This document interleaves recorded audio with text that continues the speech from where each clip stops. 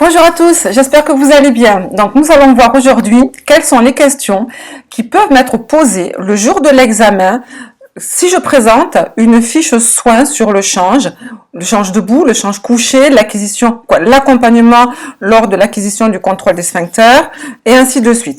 C'est une vidéo qui m'est souvent, on va dire, demandée, donc ça y est, voilà, cette vidéo faite pour vous.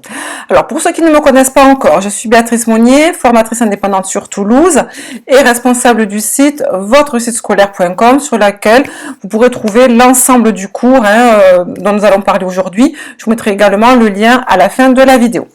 Alors déjà, première, on va dire, chose à se demander, c'est est-ce que je vais obligatoirement avoir des questions sur le change debout ou le contrôle des sphincters. Il faut savoir tout simplement que ça soit en EP1, en EP2 ou en EP3, vous pouvez effectivement, il y a même de fortes chances de tomber, on va dire, sur une ou deux questions, voire plus, bien évidemment, surtout si vous avez choisi de proposer une fiche soin sur le change, là forcément vous n'allez pas y échapper. Si par contre en EP1 par exemple vous avez choisi de proposer une fiche accompagnement à la sieste ou aide au repas, en principe, vous allez mentionner à un moment donné de votre fiche, tout simplement le change. On va changer l'enfant soit avant la sieste, soit avant ou après le repas. Si vous avez également proposé une activité, on va dire pâte à modeler, ainsi de suite, et que vous avez mentionné dans votre fiche ou à l'oral, bien évidemment, le change, forcément, là aussi, vous avez bien compris en fait que vous allez obligatoirement avoir des questions sur le change. En EP2, attention, en EP2, vous pouvez bien évidemment aussi avoir des questions sur le change. Pourquoi? Parce que maintenant, tout simplement, on peut accueillir un enfant qui porte des couches. Donc, c'est tout simplement la nouvelle réforme. Donc, du coup, un enfant portant des couches et donc, du coup, faire un change debout ou amener l'enfant vers l'aide à l'acquisition du contrôle des sphincters, ça peut également être, on va dire, au sujet de l'écrit EP2. En EP3, je vous rappelle que vous allez être mise en situation en tant qu'assistante maternelle ou garde d'enfants à domicile. Si vous êtes déjà assistante maternelle ou garde d'enfants à domicile et que vous avez choisi de présenter un projet, on va dire, d'accueil réel, vous devez obligatoirement mentionner votre façon de travailler et en principe, si vous n'avez pas mentionné, on va dire, la partie change, c'est que malheureusement, vous avez oublié quelque chose. Donc, il faut obligatoirement le mentionner dans votre projet d'accueil. Si vous êtes candidat, on va dire, stagiaire, si vous n'êtes pas, on va dire, assistant maternel et garde d'enfants à domicile, donc là, vous allez recevoir un ensemble documentaire et être mis en situation avec des enfants qui ont entre 3 et 4 ans, et ainsi de 3 mois et 4 ans. On peut avoir du périscolaire, mais vous allez surtout avoir des petits-enfants. Donc là aussi, forcément, vous allez avoir des questions, on va dire, sur le change ou sur l'acquisition du contrôle des sphincters. En gros, vous le voyez bien, en fait, vous avez quand même 80% de chances ou de malchance, ça dépend comment vous l'entendez, bien évidemment, d'avoir des questions sur le contrôle des sphincters et sur le change, pardon. D'autant plus qu'il faut savoir que cette partie, on va dire ces questions, font partie de ce qu'on appelle dans le référentiel, la partie RC3 du référentiel que vous avez en EP1. Mais attention, c'est une partie ce qu'on appelle transversale. Ça veut dire, comme je viens de vous le dire, vous allez pouvoir le retrouver en EP1, EP2 et EP3. Donc, alors déjà, vous avez bien compris que donc tout le monde, en fait, en gros, peut avoir des questions sur le change debout ou l'acquisition du contrôle des sphincters. Alors tout simplement, vous allez forcément avoir des questions dessus.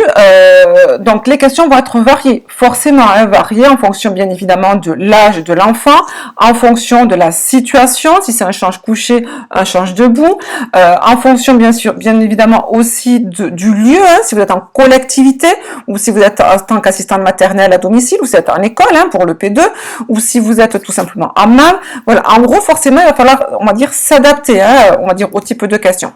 Alors aujourd'hui, on va essayer de voir déjà, aujourd'hui, je ferai une autre vidéo sur le change, on va dire. Aujourd'hui, on va vraiment regarder sur le change debout et l'acquisition du contrôle des sphincters. Alors déjà, première question, on va dire classique, mais vraiment classique, c'est la notion de propreté. Déjà, je vais faire une petite parenthèse. Effectivement, on a tendance à dire, à partir, on va dire, j'accompagne l'enfant vers l'acquisition à la propreté. Voilà, le mot propreté. Il faut savoir que Alors, c'est pas fréquent, hein, mais malheureusement, chaque année, il y a au moins un examinateur, on va dire, en tout cas, ça me revient aux oreilles hein, par des candidats, que certains, on va dire, candidats se font, on va dire, déstabiliser par un examinateur qui leur reproche d'avoir utilisé le mot propreté.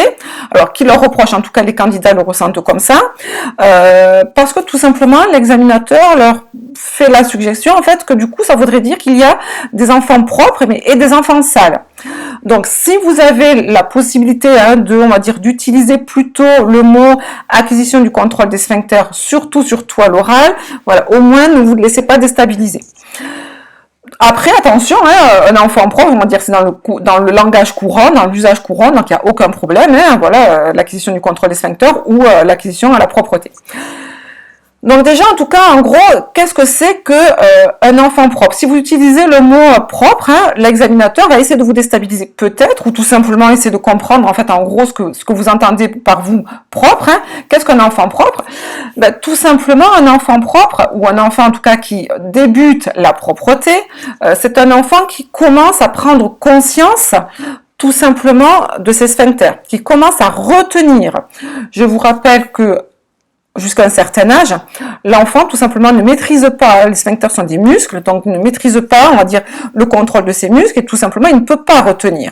Donc un enfant commence la propreté, un enfant commence l'acquisition du contrôle des sphincters quand il commence tout simplement à avoir ce qu'on appelle une maturité physiologique ou neurologique. Ça veut dire qu'il va commencer à sentir, on va dire, à pouvoir maîtriser, à pouvoir serrer, si vous voulez, hein, voilà, pour tout simplement ne pas, on va dire, relâcher, on va dire, n'importe quand et n'importe où.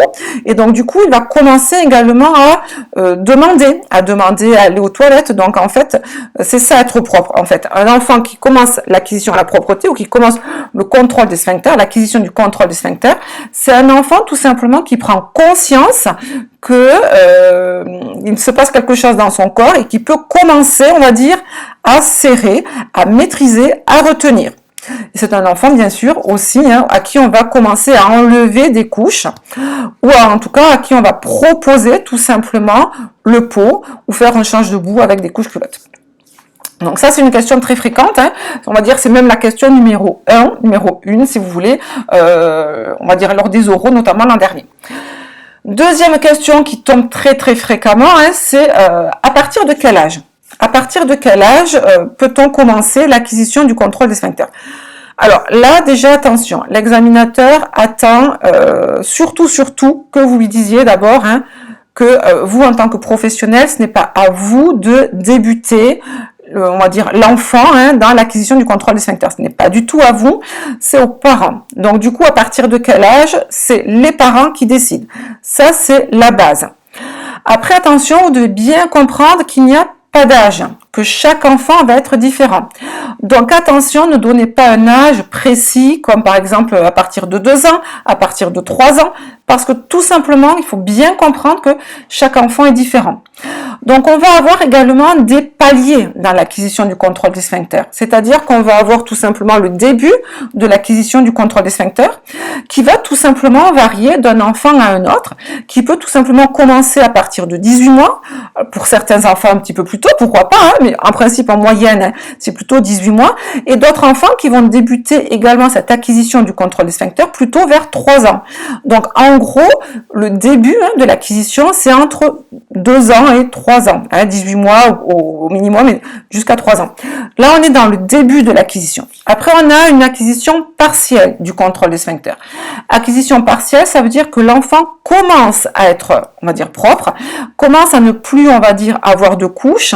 Pourquoi pas, on va dire, au moment justement dans la journée. On va peut-être lui mettre une couche, on va dire, lors du sommeil, lors de la sieste et la nuit, mais la journée, l'enfant est capable de pouvoir se retenir et de tout simplement de pouvoir demander à aller aux toilettes. Donc là, on est dans une acquisition partielle. Cette acquisition partielle, en principe, en moyenne, j'insiste bien, on ne donne pas, on va dire, un âge précis, on va donner une moyenne. En moyenne, c'est aux alentours de 3-4 ans, hein, l'acquisition partielle. Et après, on a une acquisition totale. L'acquisition totale, ça veut dire que ça y est, l'enfant, tout simplement, ben, il est propre, il a acquis le contrôle des sphincters et il peut tout simplement se retenir, que ça soit la journée, mais également lors de la sieste et la nuit. Donc cette acquisition totale, elle se situe aux alentours de 4-5 ans. Les docteurs, les pédiatres considèrent qu'un enfant, en principe, doit avoir acquis l'acquisition du contrôle des sphincters totale à partir de 5 ans. Au-delà de 5 ans, c'est qu'il y a peut-être, on va dire, un problème psychologique, ainsi de suite, et il est conseillé, on va dire, il conseille tout simplement de consulter. Une question très fréquente, c'est tout simplement, on va dire, de quoi a besoin, qu'est-ce qui, on va dire, va encourager un enfant à avoir, tout simplement, à arriver à ce contrôle des sphincters. De quoi a besoin l'enfant?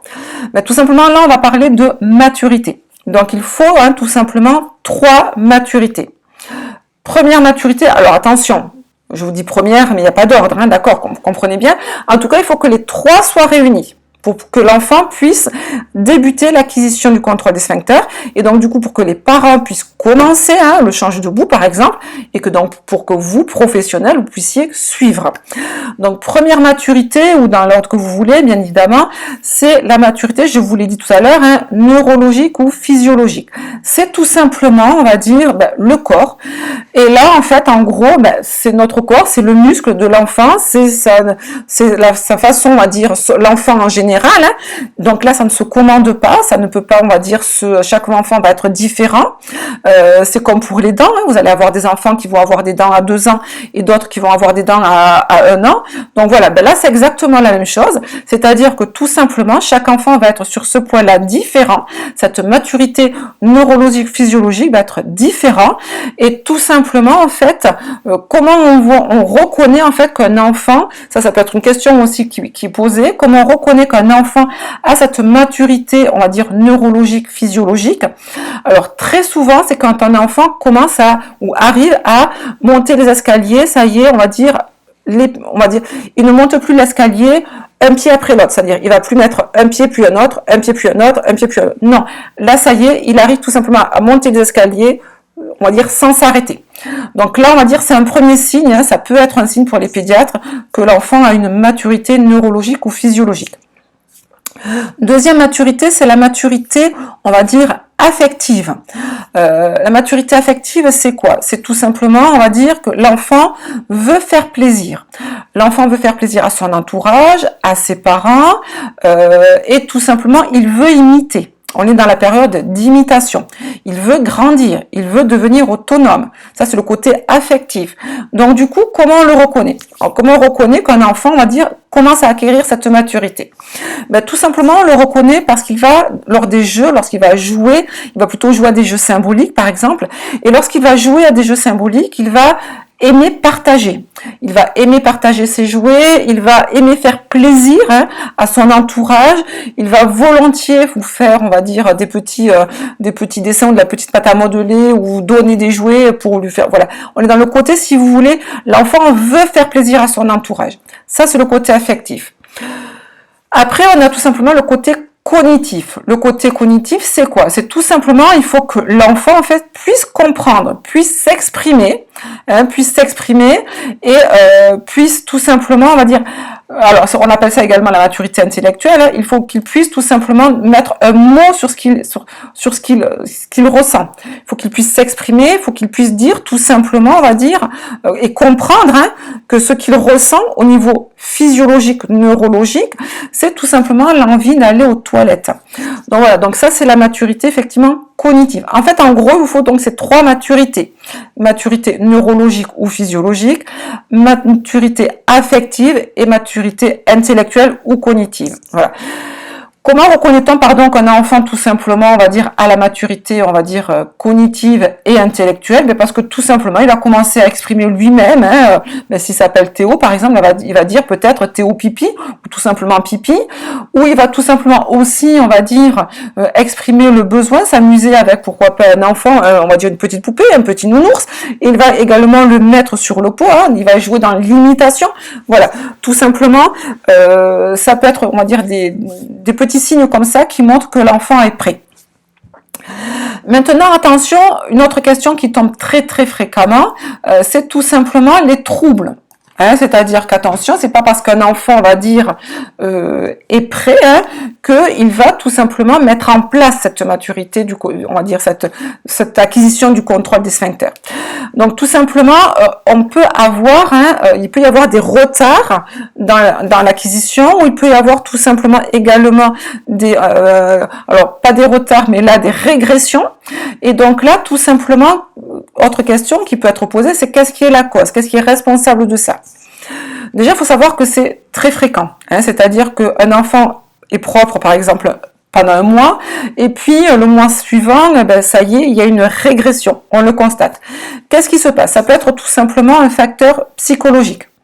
Ben, tout simplement la naissance d'un petit frère ou d'une petite sœur, ça peut être un divorce, ça peut être une séparation, ça peut être un déménagement, ça peut être voilà X raisons qui fait que l'enfant, ça peut être une maltraitance aussi malheureusement, hein, voilà X raisons qui fait que l'enfant tout simplement ne va pas être bien et donc du coup il va régresser, il va se renfermer sur lui-même. Ça peut être aussi, attention, hein, et ça on le voit très souvent, hein, des parents qui ont du mal à accepter que leur enfant grandisse. C'est-à-dire que tout simplement, là ça ne vient pas de l'enfant, mais ça vient plutôt des parents qui freinent le moment où l'enfant voudrait grandir, veut imiter, mais on continue à lui mettre des couches, parce que tout simplement, voilà, c'est fréquent, surtout quand les parents sont au deuxième ou troisième enfant, c'est relativement fréquent. Voilà. Mais en tout cas, si on parle de l'enfant, c'est ça, la maturité, on va dire, facteur psychologique. Autre chose, ça peut être tout simplement au niveau, on va dire, sanitaire ou au niveau tout simplement médical. Ben, tout simplement, l'enfant qui a une maladie chronique, l'enfant qui a eu un accident, l'enfant qui a eu une maladie grave, l'enfant qui a été hospitalisé, qui va tout simplement, forcément là aussi, on va dire, avoir un petit retard ou tout simplement une régression. Et ça peut être aussi, attention, je vous rappelle, hein, je ferai une vidéo hein, sur le rapport Giampino, j'en ai déjà fait une, mais j'en referai une hein, pour que ça soit bien clair. Ça peut être tout simplement, je vous rappelle que le rapport Giampino, hein, tout simplement, donc c'est une pédopsychiatre qui nous dit quoi? Qui nous dit que quand un enfant, on va dire, progresse dans un domaine, en principe, il régresse dans un autre. C'est ce qu'elle appelle tout simplement, et ce que vous devez absolument connaître parce que ça fait partie du référentiel, c'est ce qu'elle appelle tout simplement la notion de développement dynamique, global et interactif. Dynamique, ça veut dire que tout simplement ce n'est pas stable, c'est-à-dire on va progresser et on va régresser dans un autre domaine. Global, ça veut dire que tout simplement on va prendre en compte tout notre, on va dire, notre développement social, affectif, cognitif, c'est ça, c'est l'enfant à part entière. Et interactif, c'est parce qu'il peut y avoir plusieurs éléments qui vont interagir sur le développement de l'enfant à un moment donné, et qui fait que tout simplement l'enfant va progresser ou régresser. Et donc là, tout simplement, ça peut être un exemple, un enfant qui tout simplement va commencer l'acquisition du langage. Il était peut-être un petit peu en retard, ou en tout cas il était, on va dire, un petit peu, on va dire, il parlait pas beaucoup, hein, il a 2-3 ans, il parle pas encore trop, et puis tout d'un coup, il va faire des progrès dans le langage. Et donc là, il peut y avoir effectivement une régression, du coup, hein, selon Giampino, il y aurait une régression dans un autre domaine qu'il a déjà acquis. Et donc, pourquoi pas, ça peut être dans la marche, mais ça peut être aussi, bien sûr, dans, on va dire, le contrôle des sphincters. Donc ça, c'est, on va dire, relativement important à connaître, à savoir. On va terminer cette vidéo hein, par, alors bien sûr et bien évidemment il y a plein d'autres questions dessus, donc je vous invite à aller voir le cours si vous voulez, hein. Donc on l'a fait sous forme de questions-réponses de l'examinateur, donc vous en trouverez 54, donc il y en a plein par mal. Une question, on va dire, un piège hein, qu'il faut vraiment éviter, pour laquelle beaucoup de candidats se font, on va dire, avoir et se font, on va dire, reprendre par les examinateurs, c'est la notion d'apprentissage. Attention, beaucoup de candidats utilisent la notion de accompagnement à l'apprentissage de la propreté. Si vous avez bien compris, attention, tout simplement, l'acquisition du contrôle des sphincters, c'est neurologique. Ça veut dire que tout simplement, c'est acquis en nous, dans chacun de nous. C'est comme le langage, c'est comme la marche. Tout simplement, on ne l'apprend pas. C'est tout simplement inné. Et donc, tout simplement, on va dire, nous, en tant que professionnels, on va accompagner l'enfant vers l'acquisition du contrôle des sphincters. Mais on ne va pas lui apprendre, puisque tout simplement, en fait, c'est l'enfant qui va faire sa démarche tout seul, et c'est tout simplement, on va dire, inné en lui. Donc, faites bien attention à ne pas utiliser le mot apprentissage, mais accompagnement de l'enfant vers le contrôle des sphincters. Accompagnement de l'enfant vers le contrôle des sphincters. Attention, bien évidemment, on parle donc du coup d'un change debout. Il y a plusieurs, effectivement, on va dire, possibilités, hein, c'est-à-dire qu'on va changer l'enfant. L'enfant peut porter des couches encore. Donc, on peut lui proposer tout simplement le pot ou les toilettes adaptées. Là, tout simplement, il est dans l'acquisition, ça y est. Si on est vraiment dans le début de l'acquisition, on peut continuer, on va dire, à lui faire un change sans lui proposer le pot et on va dire ou les toilettes. Hein. Mais petit à petit, hein, forcément, il faut amener l'enfant vers le pot et les toilettes. Et ce qui vraiment les erreurs que l'on voit quand les candidats proposent ces fiches, c'est que tout simplement, ils ne mettent pas, vous ne mettez pas assez l'enfant vers l'autonomie.